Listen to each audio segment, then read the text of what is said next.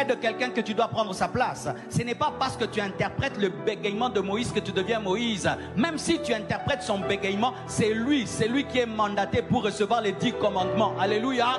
Ce n'est pas parce que tu aides ton pasteur en comptabilité, tu aides ton pasteur dans tel domaine qu'il ne maîtrise pas que tu deviens pasteur. Tu demeures ce que tu es, fais ce que tu dois faire et laisse-moi être là où je dois être. Aider, ce n'est pas remplacer. Fais ta part et reste à ta place. Combien de fois aujourd'hui les Michaël sont en train de prendre la place maintenant des Gabriel et tu brûles Daniel. Où Daniel te voit, il fuit. Regardez lorsque Jésus-Christ devait naître, qui est allé voir Marie? Est-ce que c'était Michaël? C'était Gabriel. Gabriel, c'est un diplomate, c'est un ambassadeur. Il sait comment il peut aborder une femme pour la convaincre qu'elle doit recevoir la grossesse du Saint-Esprit. Mais Michaël peut venir là, tu fuis. Il vient avec l'épée. Certains, ils ont la grâce de parler au nouveau converti. Laisse-le parler au nouveau converti. Toi, tant qu'il grandisse, tu vas l'enseigner. Je vous assure, si on m'envoie maintenant à l'écodim, je ne sais pas prêcher à l'écodim. Je laisse maman Agnès enseigner à l'écodim. Alléluia. Mais j'attends que les enfants grandissent pour qu'ils viennent ici. Là, je peux leur parler. Chacun sa grâce, chacun sa dimension. Comme sur la terre, comme au ciel, sur la terre. Lorsque tu veux devenir orgueilleux, pense seulement à cette histoire.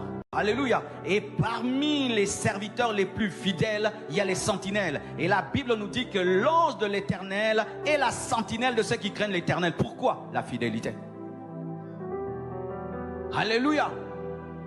Les anges servent Dieu avec fidélité. Est-ce que nous servons Dieu avec fidélité? Tu as toujours besoin qu'on puisse te suivre derrière.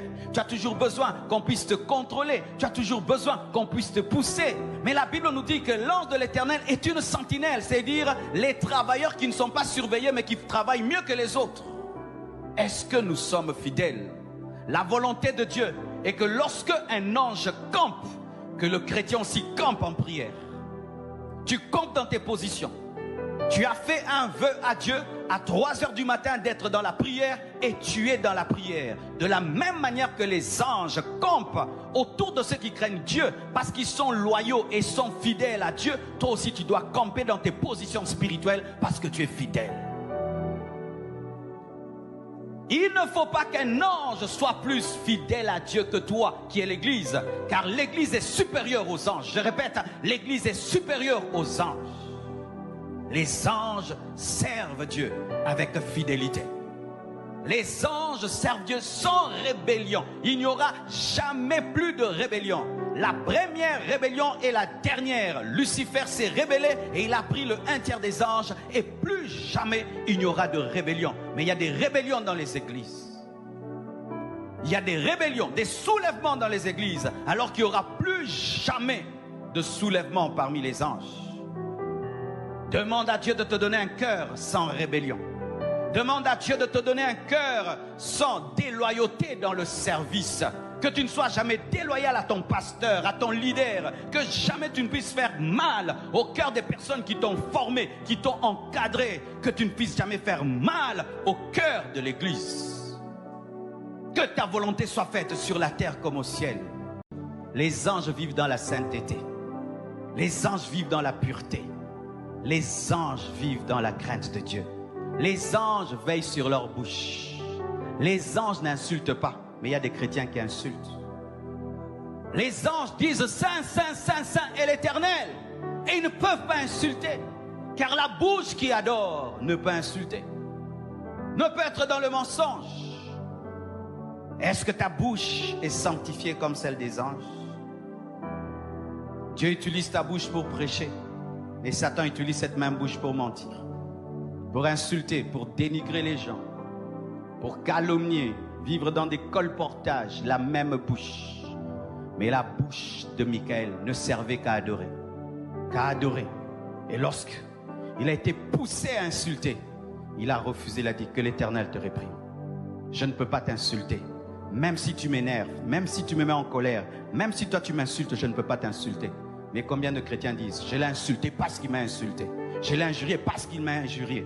Il a touché à ma personnalité. Toi, tu es un intercesseur. Ta bouche prie pour les gens et Dieu les guérit, les sauve. Mais cette même bouche-là insulte, tu rends le mal pour le mal. Toi qui es prédicateur, ta bouche sert à enseigner les gens, mais elle peut aussi escroquer les gens. La même bouche, comment de la même source peut sortir de l'eau douce et de l'eau amère? Comment du même robinet peut sortir de l'eau ou du poison? Comment dans ta bouche peuvent sortir des paroles en langue, mais peuvent sortir aussi des sottises, des inutilités, des vanités? Comment de la même bouche? C'est pourquoi ta bouche n'est pas puissante. Une bouche qui n'est pas consacrée n'est pas puissante. Lorsque tu sépares de ta bouche ce qui est saint et ce qui est vil, alors Dieu t'utilisera. Quelle est ta manière de parler? Que ta volonté soit faite sur la terre comme au ciel. Que ta bouche soit utilisée sur la terre comme les bouches des anges sont utilisées au ciel, dans la sainteté, dans la pureté. Complémentarité, humilité, servir Dieu sur la terre comme au ciel. Et ça ne te tue pas de reconnaître la grâce de l'autre. Ça ne te tue pas de reconnaître que tel dans tel domaine est plus fort que toi. Ça ne te tue pas que tel dans le domaine de l'enseignement est plus fort que toi. Que tel dans le domaine de la délivrance est plus fort que toi. Que tel dans le domaine de ceci est plus fort que toi. Mais toi aussi tu as quelque chose que lui n'a pas. Parce que chacun de nous a quelque chose. Dieu n'envoie jamais sur la terre des vases vides. Dieu n'envoie jamais sur la terre des vases vides. Le corps du Christ est un corps spirituel. Et le corps est fait de membres. Je ne suis pas la main droite, mais je suis la main gauche. Mais la main gauche, c'est elle qui tient maintenant le micro. Ce n'est pas la main droite, c'est la main gauche. Alléluia. Elle n'a pas la même puissance que la main droite. Mais quand je prêche, je suis plus à l'aise de tenir mon micro avec la main gauche. Même si elle n'a pas la même puissance, mais c'est elle qui m'aide à mieux prêcher.